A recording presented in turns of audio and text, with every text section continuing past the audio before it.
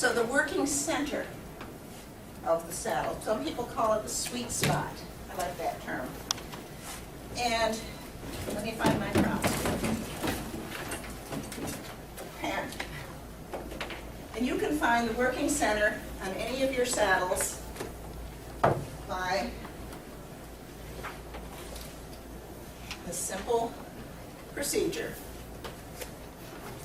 Watch here. Everybody see this, the seat of the saddle? Put it on your seat. And it will roll to the working center, or to the sweet spot. Okay? Now, if this saddle is balanced correctly, which I haven't tested this, I don't know that it is absolutely balanced correctly, that's where it would be. But if it's, say, too wide for the horse and drops down in the front, which I'm going to, instead of dropping down, I can't go down, I'm going to lift the back, where it happens to my working center. It moves forward. What happens to the rider? Bang, bang, bang. What happens to their legs?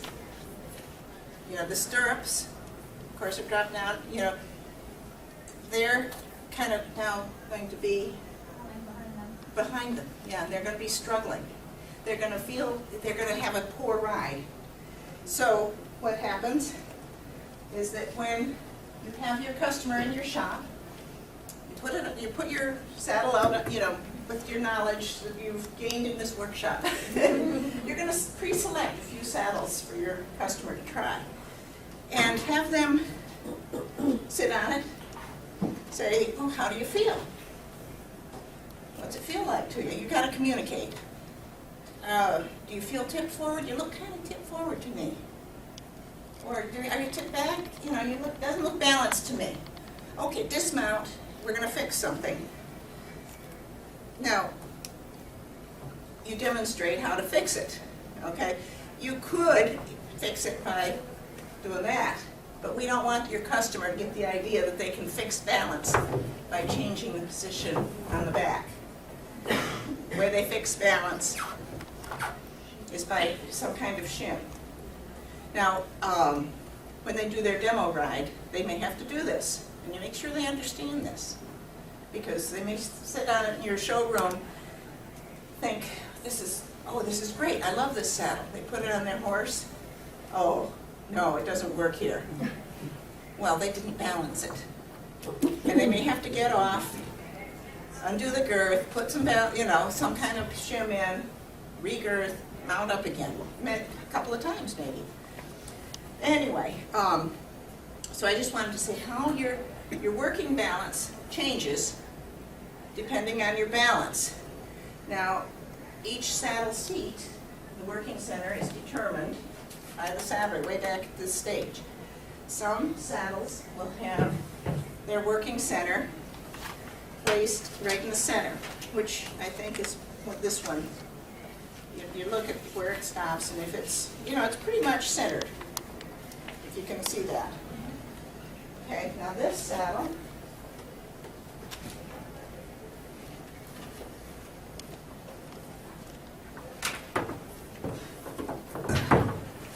so our saddles are so, thank you, they're so heavy. Okay.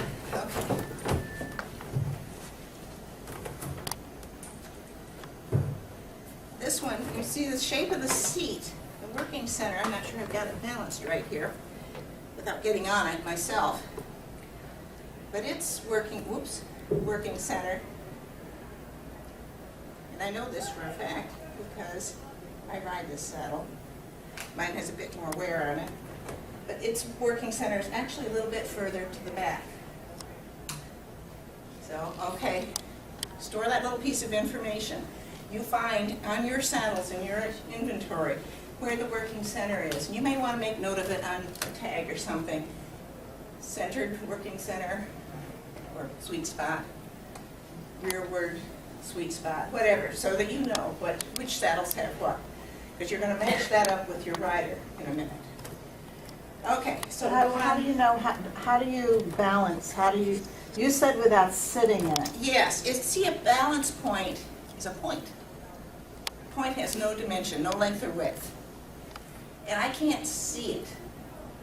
I can estimate where it is, but I really can't tell. And it's, if I'm off, it's gonna be out of balance.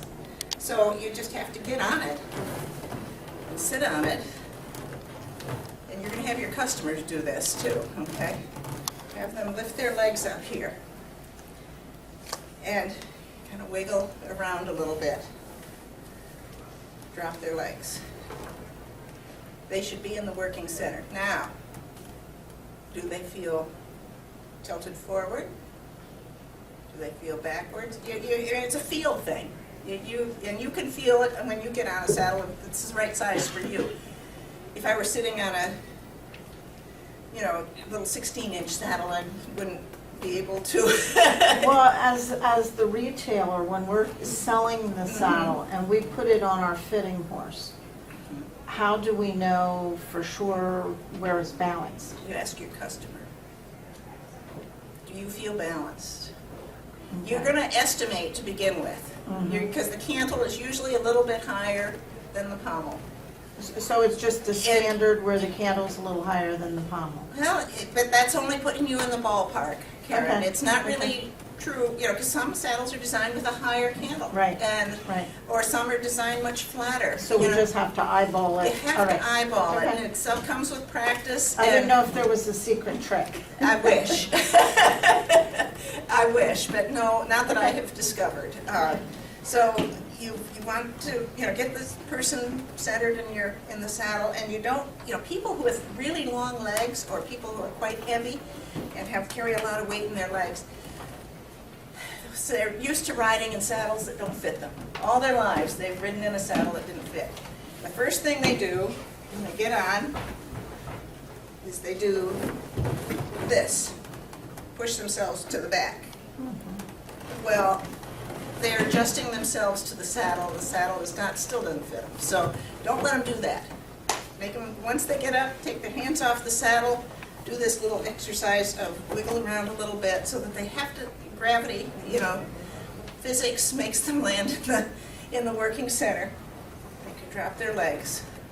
And then, now they start to feel things because they're sitting in the working center. They can feel if they're balanced. They feel you can kind of watch the arch in their back. If there's a little bit of an exaggerated arch, they're tipped forward and they're having to arch their back to maintain balance. And if they're, mostly they will feel it themselves. Yes? Would you do the same procedure for an all-purpose and close contact? I would. Would you like? Yes, I ride dressage, so that's what I know the best. I think, there's a lot I don't know about the close contact. I definitely would do it with an all-purpose. But it seems like the jumping rider spends a lot of time in the 2-point, and they're not a whole lot of time seated. And so, while balance is definitely an important thing, I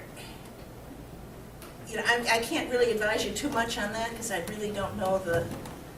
Yeah. What about having them try, I always tell my customers to bring their leathers and start. A good idea. So that they can see where their leg falls from the stirrup bar and from their hip. Good point. Yes, that is a good thing to do because. Okay. Let's see. I'm kind of off course here on my so-called schedule, but sometimes we cover everything just not in the same order that I intended. But you bring up a very good point. The distance, the placement of those stirrup bars. Okay, if you have a, well, let me back up a minute. I'll come back to that, all right? Because we need to place the rider in the saddle that has the correct working center, correct sweet spot for them. How do you do that? You have to know where their seat bones are. We don't have x-ray vision. And here's a piece of high-tech equipment. The twist doesn't change, but the ramp end can change up above and maintain the same twist. Have a flatter crest or a narrower, So, you see these places right here? That's what has to be on the comfy, soft part of the saddle, not on the edge. And if this is a too narrow of a thing, you know, look what happens. It wobbles, you know, there's not any stability for the rider. This rider needs something that is a little wider to give that stability. But we don't have X-ray vision. We need to, you know, so that's, you know, this is going back to the twist thing again, and the ramp and the crest and all. But now, back to the hip. The way you find where these things are, without X-rays and so forth, you have to know where the hip joint is. And you can find a hip joint. You might want to try it with each other here in this workshop. I'll just show you. You stand sideways to a mirror or to, you know, an observer, and you kind of imagine where the femur is, right up the center of the thigh. You have the person get this stork position, okay?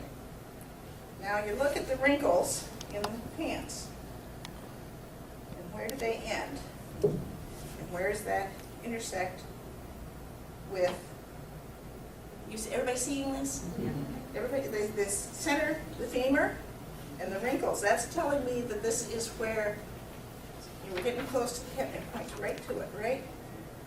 Right back here at the intersection of the wrinkles and the femur, okay? So now, you see on mine, my hip joint's a little to the back. Right here. Not everybody's like that, but I like this saddle because its working center is to the back. Okay? And when I sit in a saddle with the working center in the middle, it doesn't work for me. In part because what's in front of me here, I've got like, you know, 2/3 of my pelvis in front, 1/3 behind. And it's kind of hard to explain, but if I have 2/3 in front, I have to have room for that 2/3. And so this working center is longer. It's not just a, you know, like this first saddle that I had.